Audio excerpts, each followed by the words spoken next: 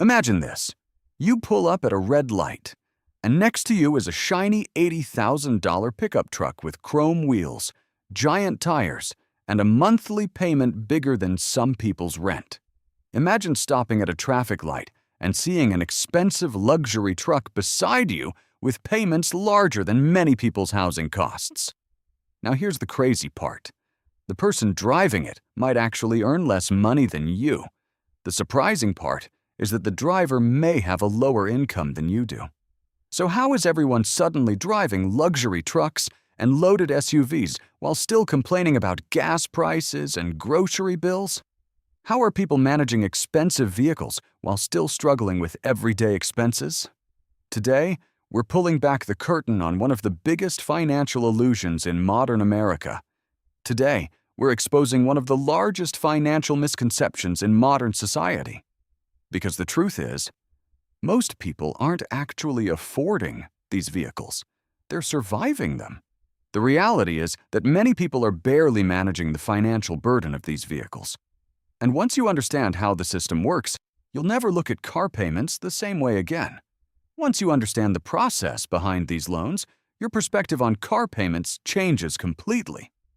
A decade ago, paying $700 a month for a car sounded ridiculous.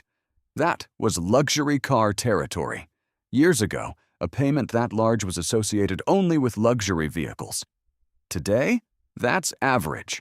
Now, it has become completely normal.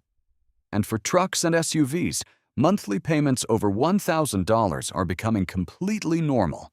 For larger vehicles, payments exceeding $1,000 are increasingly common. Think about that for a second. Take a moment to consider how extreme that sounds. People are signing contracts that lock them into 7, 8, sometimes even 10 years of debt. For something that loses value every single day, people are committing to years of debt for an asset that constantly decreases in value. And no, most of these drivers aren't millionaires. Most of these owners are not wealthy people. They're teachers, office workers, mechanics, nurses, warehouse employees, regular people with regular incomes. They are ordinary workers with average salaries. So, what changed? What caused this shift? Simple. The car industry stopped selling cars. The industry no longer focuses only on transportation. Now, they sell monthly payments. Instead, they focus on making monthly payments seem manageable. Back in the day, people asked, "How much does this car cost?" In the past, buyers focused on the full price of the vehicle. Now the only question is, can I squeeze this into my monthly budget? Now, buyers mainly care whether the monthly payment fits their budget.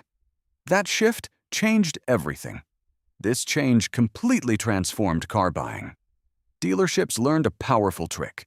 Stretch the loan long enough, and almost any vehicle starts to feel affordable. Dealers discovered that extending loans makes expensive vehicles appear affordable. A $70,000 truck sounds insane. A vehicle at that price sounds unreasonable. But only $800 to $99 a month? Suddenly, people start convincing themselves it's reasonable. A smaller monthly payment creates the illusion that the purchase makes sense. What they don't think about is the total cost hiding behind that payment.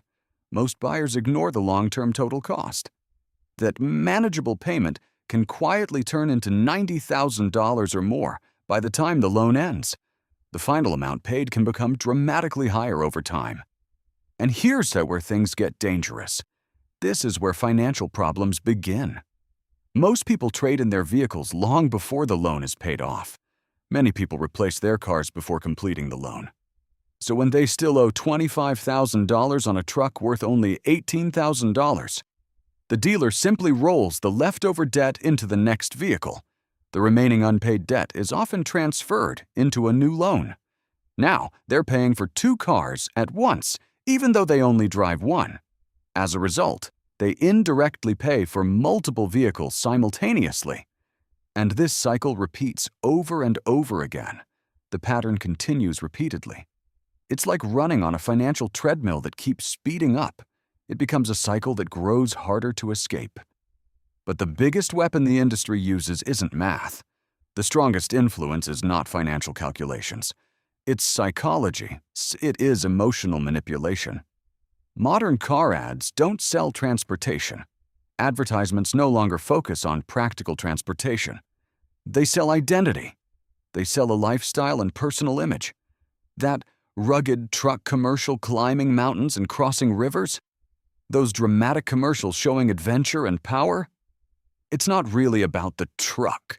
The message is not truly about the vehicle itself. It's about making you feel successful, powerful, respected. It is, Traiso.